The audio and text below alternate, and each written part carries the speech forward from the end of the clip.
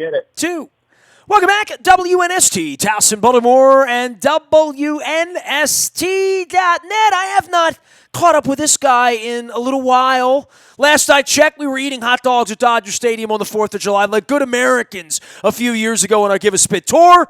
His daughter's getting older. She's now a Rams fan. The Rams weren't even there the last time you and I went to a ball game, and they've already been to a Super Bowl. So what mountain to climb other than Mount Lamar Jackson? He is Mike Harmon. He does things at Fox Sports Radio. He is the Swollen Dome on Twitter. He is one of very few friends of mine in Southern California, soaking up the sunshine as well as the acid rain and the fires out there. What's going on in Rams land, man? The Ravens, the best team in the land, are coming to Los Angeles this week. How about that?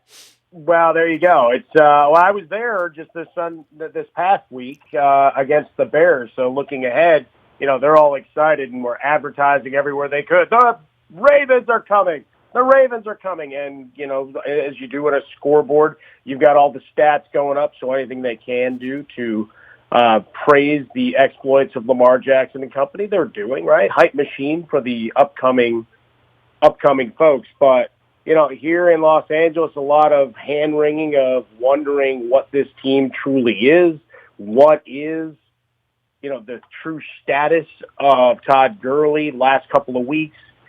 Has run effectively, but then there's times he's not on the field. Still curiosities there with Jared Goff. A lot of injuries affecting this team. And so some of the shine off Sean McVay, super genius, but on the whole, it's still a team that's a field goal kick away from being, in the catbird seat for an NFC playoff berth. All right, dude. Well, you said hype machine in regard to Lamar Jackson and the Rams and selling some tickets out there and whatnot. Where is the hype machine? I mean, it feels pretty hypey to me. I'm in the bubble. I'm in the purple bubble here, right? And, I go out to practice and I go to the games, and I've seen this thing over the last 6 weeks. We had Josh Bynes join us out at Adams Jeep on Monday. We had Matt Skura last week join us out at Jenny's Cafe, and we've talked about this. But tell me, in Los Angeles, for a nationally syndicated sports radio show host like yourself, dealing primarily with football, right? Where is the hype machine level on Lamar? Have we reached sort of Bo Jackson, or dare I say Fernando Mania status as I come to L.A.? Well, in Los Angeles, no. I mean, there's still the curiosity because, for a lot of folks, the question is how much they've seen. And depending on where you're getting your news and information, you have the skeptics of Lamar Jackson as, well, is he the next insert player that had a little flash and disappeared here, there, and everywhere? Or others saying, is he changing the game? And then you try to find the happy medium of, all right, here's the tendencies, here's where he's headed, and go from a year ago, right? You could speak to it as well as anybody of how much growth you've seen and how brilliantly the offense has been designed to take advantage of the personnel, to fit the personnel around him, and to not limit Lamar Jackson from being Lamar Jackson. I mean, so many teams don't bother to fit the offense and scheme and everything to the players and their talents. Say what you will about anything else that's gone on there in Baltimore. The reality is they knew what they had in this guy, and they were going to run him and make most of his athletic attributes as long as it was. I defended Harbaugh greatly nationally when people were criticizing how many times a game you might see Lamar Jackson run. It's like, okay, you're trying to win now. That's what he's able to do that changes the game more than any other quarterback right now going. Why would you take that away? Why would you limit that? Yes, there is the downside that eventually you start looking at a Cam Newton-like situation where the body starts to betray him. But we're not there. We're not there. Well, you don't want to get there, right? And we saw him take a forearm shiver in the game against Houston on Sunday. Reed comes in. Mike, I mean, I've seen some crazy stuff. He put a guy on a stretcher trying to chase him. Like, literally, a guy lost his season getting rolled up by a teammate trying to chase him, literally in the undertow of a 30-yard run. Like, I mean, it's stuff like out of a movie or something, right? Like, they've caught him a video game and a joystick, all of that stuff. But there is the thing where when you watch it, much like a guy my age, the first time I saw Dr. J, the first time I saw Michael Jordan, the first time I saw Wayne Gretzky, the first time, the first time you've seen Beckham bend it, right? You know what I mean? Like, there are Right. things that I've never seen that before. Globetrottery, Steph Curry shooting threes. I've never seen that before, right? Justin Tucker making 60-yard field goals. There's weird stuff. This is one of those things at that position where, let's be honest, 31 teams didn't want to unleash this kind of offense, honestly, right? Well, but that's just it. How many teams just said, well, this is how they're not willing to change who and what they are? Because, I mean, you don't have a more decided difference than you do between the exploits of a Joe Flacco and what Lamar Jackson brings, right? Well, how do you love Marty Morningwing, the Ravens PR staff running around on their off day trying to make Marty Morningwing smell better? He doesn't even work here anymore. And there was some quote attributed to him saying, "When's he going to be my wide receiver?" Dude, every team in the league felt that way, right? I mean, most of the teams in the league, he refused to sit down with them because they talked about him being a wide receiver. So, to act like anybody saw this, there's only, the only ones that bet on it were the Ravens, really, at the end of the day, right? And went all in. But that's just it. It's all right, are we ready to win now?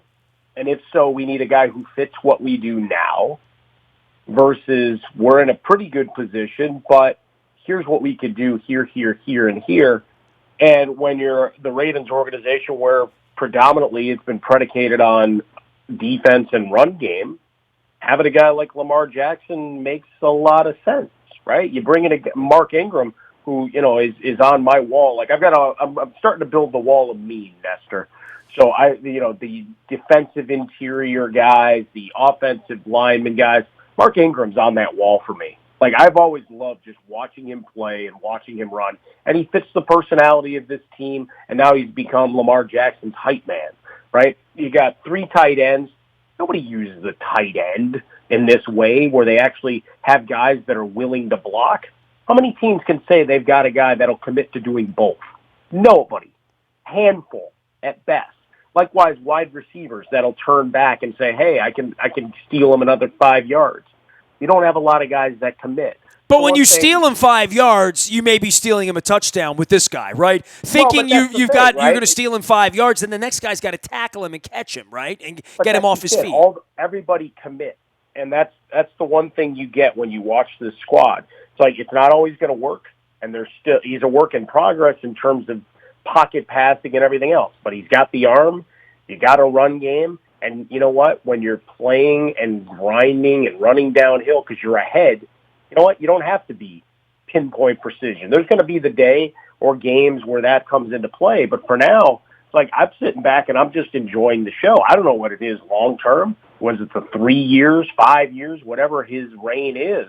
But it's a hell of an entertaining show out here, as everybody gets ready for this game, here in Los Angeles. Like, they can't wait to see it. Because you've got a defense where they take away part of the field with Jalen Ramsey. You got Aaron Donald. The Bears' offensive line was beat up and miserable. And until the final possession of that game, Aaron Donald's name wasn't called. This is a team that's going to frustrate the hell out of the L.A. Rams. Here's Mike Harmon. He is the Swollen Dome out on Twitter, as well as my pal from Fox Sports Radio. He lives in Los Angeles via Chicago. How about your Bears coming out there, right? Like, I do a little scouting on the Rams game, and it's like, ooh, boy. The Mitch Trubisky thing, the injury now, Matt Nagy. There's a lot of that going around this time of year when your team's not good enough, right? Like, we're not feeling that here because we're the best team in football all of a sudden for the first time in 24 years, number 1 atop the power rankings and haven't been beaten in a month and a half. But, there's a lot of disorder out there right now in a lot of places, including down the street in Carson with the Chargers, right? Like, that whole thing has been the mess that you and I have always been on the record as saying it's going to be. Part of this L.A. story that I'm coming out there and seeing the L.A. Memorial Coliseum for the first time is that, the other franchise is in complete disarray and has never arrived. It might be headed to London or God knows wherever else, right? Well, in the end, I think that the narrative overall is overblown because NFL fans filling the stadium, nobody cares, right? They keep trying to sell it in London, and they sell out arenas. Doesn't matter who the team is that shows up. They're just football fans. Watching the Coliseum fill up on Sunday. Inordinate number of Bears fans, fine. But I saw jerseys of all 32 teams, Nestor, as I walked Really? around there.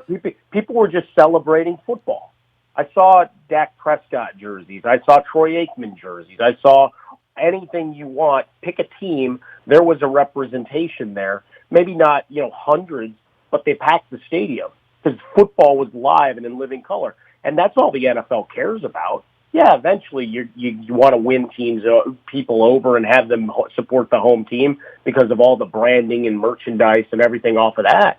But for the moment, if you're playing to sell out crowds, and I'll tell you what, that place in Carson, there's no place better to see a football game. I know. I enjoyed it. I went there last year. Right? I know it's not for long. It's NFL, right? And hey, look, the Memorial Coliseum, not for long. I've never been. It's been there 100 years, right? Like, I don't think I'm coming out for a USC game anytime. This is, I'm really looking forward to coming out there Monday. And more than that, the hype around Lamar and the Rams and what jerseys they're going to wear and how the sunset's going to be and, what kind of noodles and stuff I'm going to get in K-Town that I'm going to bring down there to eat in the parking lots. I'm all about it, man. Oh, there's so much there. And the tailgate scenario, we met so many cool people from all over. Again, representing all sorts of teams. I mean, it was really just a fun experience, and I think that's something getting lost in this narrative. Now, is there concern that long-term they won't have a foothold? I'm sure. Part of it's the economic situation of the Chargers. They're not a cash-ready team, right? They're not liquid. Like, all the value for the Spanos family is in the business and the Chargers themselves, which is why they're in a bit of a pickle when it comes to dealing with Stan Kroenke, and there's concerns over personal seat licenses. Well, we all know about personal seat licenses and everything else, so I won't belabor the point there. But when you talk about just selling tickets, they're going to sell tickets. They'll sell that place out. That won't be a problem. More than 70,000 football fans around here. Will you get the same premium? I don't know. But the Chargers right now, playing in the 20,000-seat stadium that they do, they're still top 10 in revenue because they can charge a premium for that kind of access. So, folks getting all anxious, no. Go into some of the other deeper numbers. That's fine. When you get into the seat licenses and selling suites and whatever else, they can't offer the same that the Rams do. They're at a disadvantage because the Rams own the stadium. So when Taylor Swift announces a concert, you know what? If you're a Rams PSL holder, you get rights. You get to go see Kenny Chesney. You get all of those extra perks and whatever other sports events that are going to come that the Chargers don't get to sell as part of their package. So that's part of being a tenant that is going to hit them hard. But overall, look, the business keeps expanding. Everybody's doing just fine. They're more concerned right now about the deterioration of Phillip Rivers and who the next quarterback is as they open that new palace next year. Mike Harmon joining us from Los Angeles, California. A lot of Raven fans headed out to the L.A. Memorial Coliseum. I've been told what a dump it's going to be. My expectations are low on amenities and high terrible. on mojo. No. Nestor. They're lying to you. There's businesses all around the stadium. You're at a museum complex. There's a couple of great places to get some barbecue and wings and whatever else you're seeking within a couple of blocks. They've got food trucks and lots of beer stands, so you'll have no problem. You've been to Soldier Field, right? Yes. Other than putting that toilet bowl over the top of it. Yes. It's still a charming, old, historic building, and that's what you get when you go to the Coliseum. All right. Well, I went to the sports arena a couple years ago for Springsteen, so I partied in the parking lot, but it wasn't the same vibe as having 60, 70,000 show up there, sort of, get a Monday Night Football thing going. So for you with the 17-game thing, and I mentioned the Chargers and whether they're really going to work in Inglewood, who's going to come out and all of that stuff. I did notice also that the Ravens play the Raiders. I'm going to have JT the Brick around later in the week. They play the Raiders in 21, which means we're going to get a Vegas trip out of this. So, all this being said, the 17-game thing, we saw the game in Mexico City. I've been to the games over in London. It's a fascinating... I don't know if it's a PR ploy. A lot of the players hadn't seen it yet. But they are going to grow this game, and we're going to get used to this. And before not, the Ravens are going to play a game in Rio de Janeiro or someplace, right? Well, you're just going to keep adding the international experience, figure out where your fan bases are, figure out where you have some advantages, where it gets interesting. When you start talking about relocating a team, it becomes a much bigger deal, right? Whether it's the Jaguars, whether it's the Chargers, whatever. Because, the tax laws in UK are notorious going on forever. How many rock bands didn't live there and lived somewhere else that came out of the UK because of the tax implications of being part of the Britannia rule? So you've got that. But, yeah, you're going to keep expanding. You're going to keep trying to figure out where you can grow the pie. And for the players, what's always hard, you'll have your vocal group that says, hey, we'll never take a 17th game.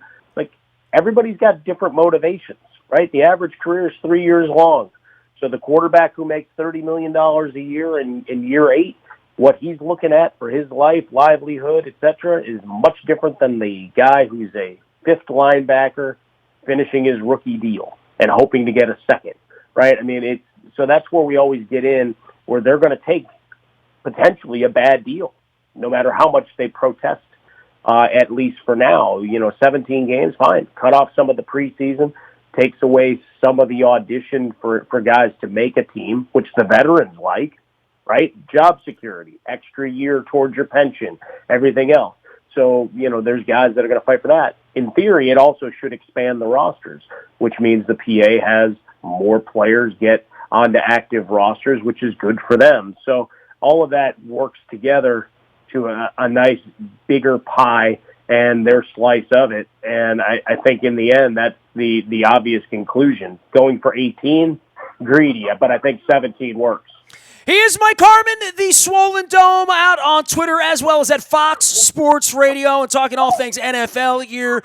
Anything you want to say about the Astros cheating? Because it's been a little while since I've had you on, and the relationship to that as the word comes out. Dude, it's one thing for one person to cheat and the pitching coach to be in on the Vagisil ball and Major League, and you got your Phil Niekro scuffing up a ball, or a Mike Scott, or you load a bat up like Albert Bell, and you have pitchers climb through the bowels of Jacobs Field to steal the bat out of the umpires. We've seen all sorts of things. Black Sox scandal. I go through all of it, but a completely orchestrated, organizational video using the dugout. Every player in the organization is in on it. That's some really, really crazy, true conspiracy stuff, especially when you win World Series games, right?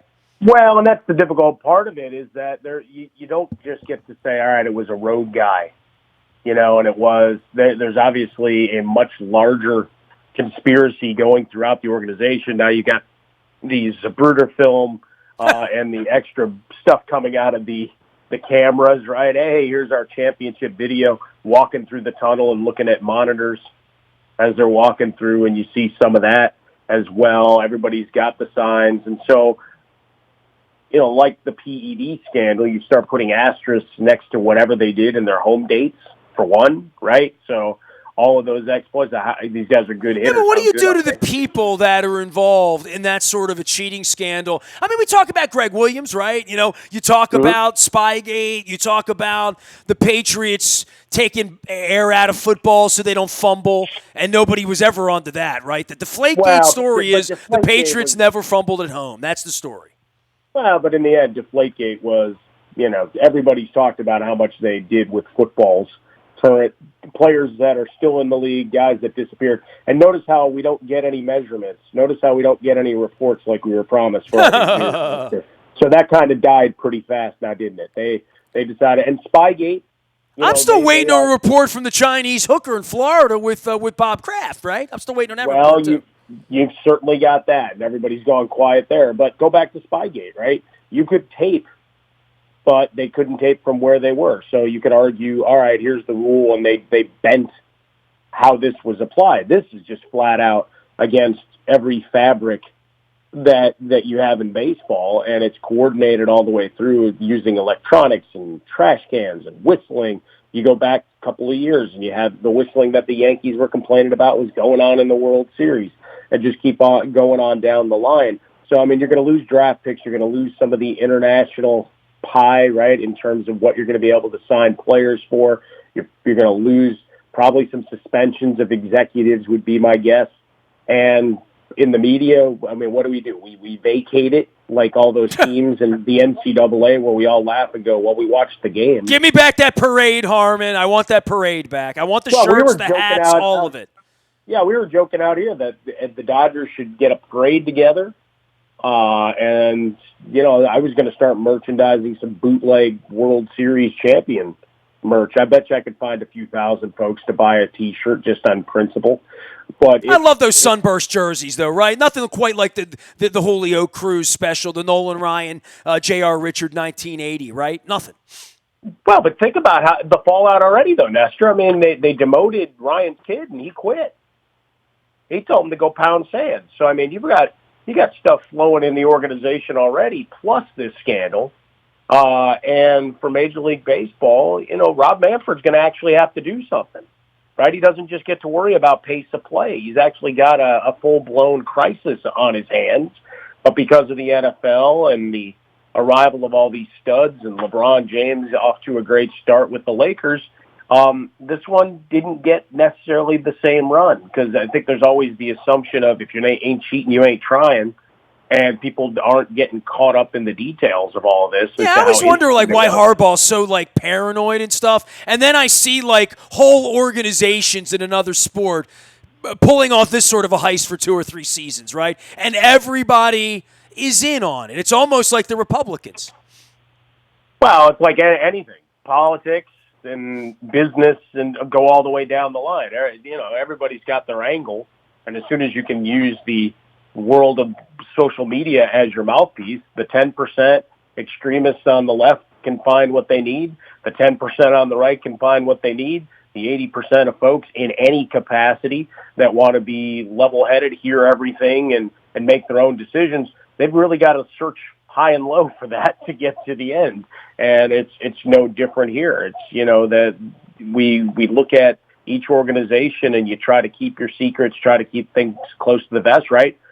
All the reports as the Lamar Jackson, the odds move, so he's the MVP for the NFL, right? He's the favorite in Vegas. That, all the stories of, well, yeah, we didn't talk to him because we didn't want anybody to know we were interested, right? I mean, all of that stuff starts coming out of, how you got to play the game and make sure there's no leaks and no information flowing out. And so it makes more sense, right? More and more that all you get is, I hate coach speak, but I can't blame them because any little nugget that gets out. That's what's been interesting in all of these cases, whether you go into the Kaepernick situation, whatever, there's a lot of folks that would have to know for a vast conspiracy to go on, and nobody's talking. That's curious. Hey, my man, we will hang out. I know one thing nobody's talking about in Baltimore. We're going to lose another 100 games again next year, and there's 23 months left on our lease here, and we don't know who the owner is. I mean, You can go to London. The Orioles aren't going to London, dude. I'm just kidding, dude. Might go to Nashville, might go to Portland, might go to Vegas. I don't know, but Vegas is, they're willing to spend money. They can get the casino owners to pile up. And all they got to do is go talk to Mark Davis. He's got the blueprint. You'll talk to JT the Brick. I mean, he's, as much as he got mocked, he played the game well, had enough support within that ownership group. Don't be surprised if they don't find their way into a team here in short order. Oh, I don't think there's any doubt about that. They might not have to bend over Sheldon Adelson to do it. Who knows, right? Well, there is that, too. Mike Harmon here, Fox Sports Radio and the Swollen Dome. Listen to him along with his tag team partner, Jason Smith, each and every night. Find him out on the web and find him out on Twitter. And I hope to find you somewhere out there between Torrance and Redondo and Manhattan Beach as I navigate the 405 en route to the L.A. Memorial Coliseum. If you're about some Korean food on Monday for lunchtime, come see me, big boy. We might have to figure that one out. I'll bring the girls and show them Koreatown. I dig that. You, me, K-Town on a Monday afternoon. What could possibly go wrong? You know what? You've known me a long time. Many, many things could go sideways on you. But I'll have the crispy wings. Thank you very much, and the beer, and I'm all good. You got it, brother. Crispy wings, beer, you and me in Southern California. I'll see you on Monday. Rams Raiders, Mike Harmon, Fox Sports Radio, joining us here. He is the Swollen Dome. You can find me out in the buyatoyota.com audio vault 24 hours a day from anywhere in the world on your mobile device by downloading the TuneIn Radio app. Luke is on the backfields at Owings Mills. I am here wearing my fantastic Rofo shirt, and we're talking about all of our incredible sponsors heading into 2020. We got Baltimore Positive all week. We have Sonia Sanalise joining us on Thursday from the Baltimore City Schools. Going to be an unbelievable conversation about Kerwin and the future of education here in Baltimore, as well as Speaker of the House, Adrian Jones. So big double day of, I might go shrimp and grits and the chicken and waffles at State Fair on Thursday. Hope to see you out there as well. I am Nestor. Nasty at WNST.net finds me. We are WNST.net, AM 1570 and WNST Towson, Baltimore, and we never stop talking. Baltimore sports and Lamar Jackson going to L.A.